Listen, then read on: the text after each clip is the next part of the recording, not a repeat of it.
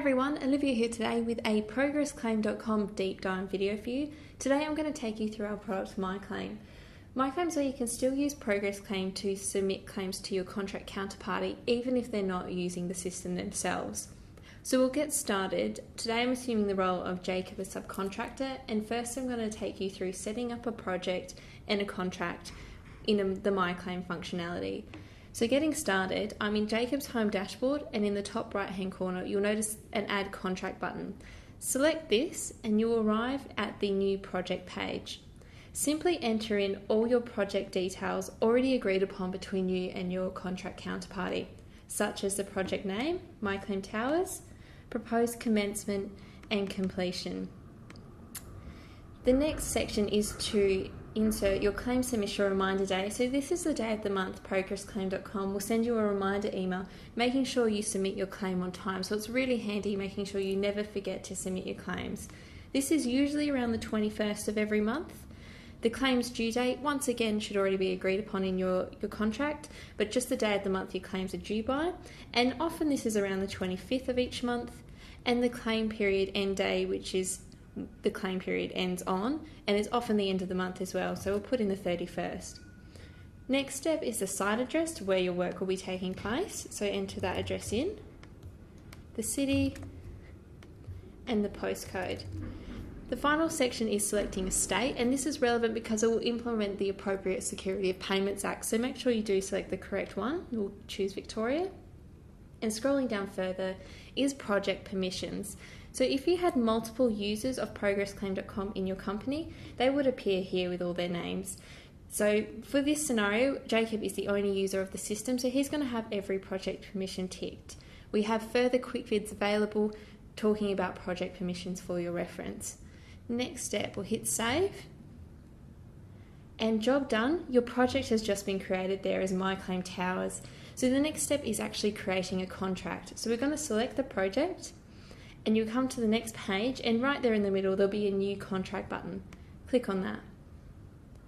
We now arrive at the process of creating the contract, and as we want to create this in the MyClaim functionality, you'll notice straight away that on the right hand side of the page MyClaim is there in a nice big logo, and it's actually already pre-ticked as the self-assessment function.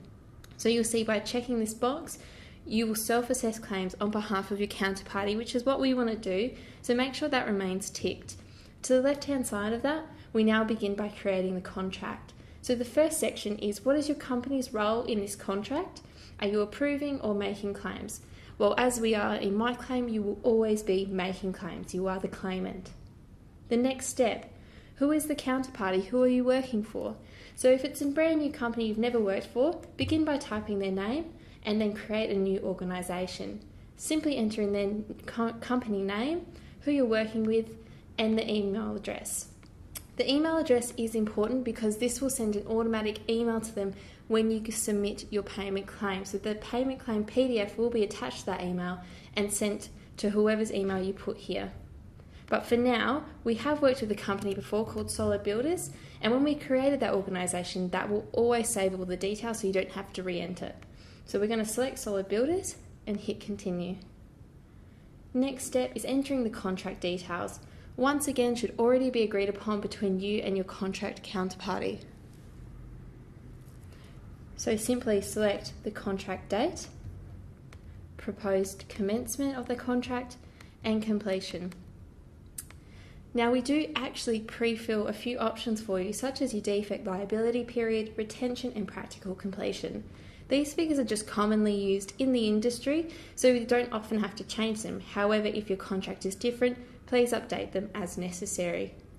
Scrolling down further, we'll hit continue and arrive at the final section of creating your contract. Now this is breaking down your contract into as many line items as you want to make it as detailed as possible. Just to begin with, we'll give your contract line items a title, original contract works, or whatever you want to call it. Now you can actually break down what you're working on manually by entering a reference, a description, and a value, and then adding a new line item underneath it. However, the easiest option is to actually import a pre-uploaded CSV or Excel file. So you can download template files to fill out and do this, and I'm just going to show you how that looks. So I've pre-prepared one earlier. And we'll open that. And when we do, it will give you a little pop-up just showing what it's going to import in case you've clicked the wrong file. You can see now, but that's all correct. I'm going to import that. And there we are, that's all there. And that line item I just created earlier, I no longer need. So to the right hand side of each line item there's a toggle. If you click on that, you can remove it. I'm happy with everything there. So I'm going to save and publish this. And job done. We've just created a project and a contract in the MyClaim functionality, which means that it is in the self-assess mode. And if you hover over that contract, you will see now there's a little asterisk that says self-assessment is on. So now we get to go in and actually submit our first claim. So we'll click on that contract, and that takes you through to your contract summary page. So the left-hand corner is all your claim to date figures, which shows your variations, claims, retentions, everything there in a nice little summary. As we are just creating this, everything's at 0 for the time being. To the right-hand side is all the respondent details, who you're working for, and we were working with Solid Builders, and that's Kevin and his email address there. Below you'll have your claim history, so at any point in time you can reference where you're at. However, as we haven't made a claim, there's nothing there to begin with. So let's go in and do that. Select Make Claim. We'll now arrive at the contract breakdown that we uploaded earlier. So it's nice and clear, very easy to follow, and we can actually go in and claim against those line items either as a percentage or dollar value, whatever is easier for you to work out. So let's go, and we'll say site establishment, we've actually done 100% of that. Perfect. The next one, the wastewater pump stations, line item 2, we've actually done about $1,000 worth of that. So that's 50%. And line item 4, yeah, we've done 40%. So you'll see as we enter in the figures, it actually appears as a visual cue on the left in the line bar there, nice and green, so you know that you've claimed against that line item. Additionally, if you wanted to support your claim, you can go to the right hand side of the line item and there's a little icon, and you can click on that and attach any supporting docs or pictures that you want. So I'll show you that. You go choose file, you can take a picture of your job that you've done all completed and attach that, and write a comment if you want as well. Job done, and hit save. Once you hit save that icon will now appear shaded. Scrolling down even further, we arrive at the variation section. So if any variations did arise while you were working for that claim period, you can add them now. Simply select the add variation button and then enter in a description. Temporary contract works. Give it a reference number, variation 1, so it might be V01, and how much is this variation worth? Enter a dollar value. You can exclude from retention or GST if necessary, and hit add. Now we just have to claim against this line item as well. So we've done $5,000 worth of that, and that will also appear in a green queue there. We're happy with everything. We're going to submit this claim. So at the top right hand side, you'll see a submit claim button. When you click on that, a pop-up will appear and it summarises your claim value, cash retention withheld, and GST. So a huge burden, you no longer have to calculate any of these figures. We will automatically do that for you. And we're happy with everything, it's all correct. We're going to confirm and submit. And that's fantastic, your claim has just been submitted. And in doing so, we've automatically sent an email to Kevin there, Kevin at Solid Builders, and I'll show you what that email looks like. So it's just here. Hi Kevin, Jacob submitted claim number 1 for contract MyClaim Towers. It's Security of Payments Act compliant, and you can view a version of this claim PDF here. And if he clicks on that link, that will take him to the payment claim PDF. It's Security of Payments Act compliant, conforming in every way. You no longer have to create this yourself. And Kevin gets this beautiful layout showing him clearly what's being claimed for as percentage and dollar values. So you'll see there line items 1, 2 and 4 have been claimed against. Additionally, he can see there's an unapproved variation there. And scrolling down even further, he can see that attached to line item 4, there was a picture there, so job complete. And if he clicks on that, that will actually take him to the picture you attached earlier. So he can see that, wow, this job's actually completed, making it easier for him to approve your claim. So from here, Kevin the builder now has to go in and actually approve your claim in however format he did that before, usually Excel spreadsheets, Google Docs, Word, however he does that.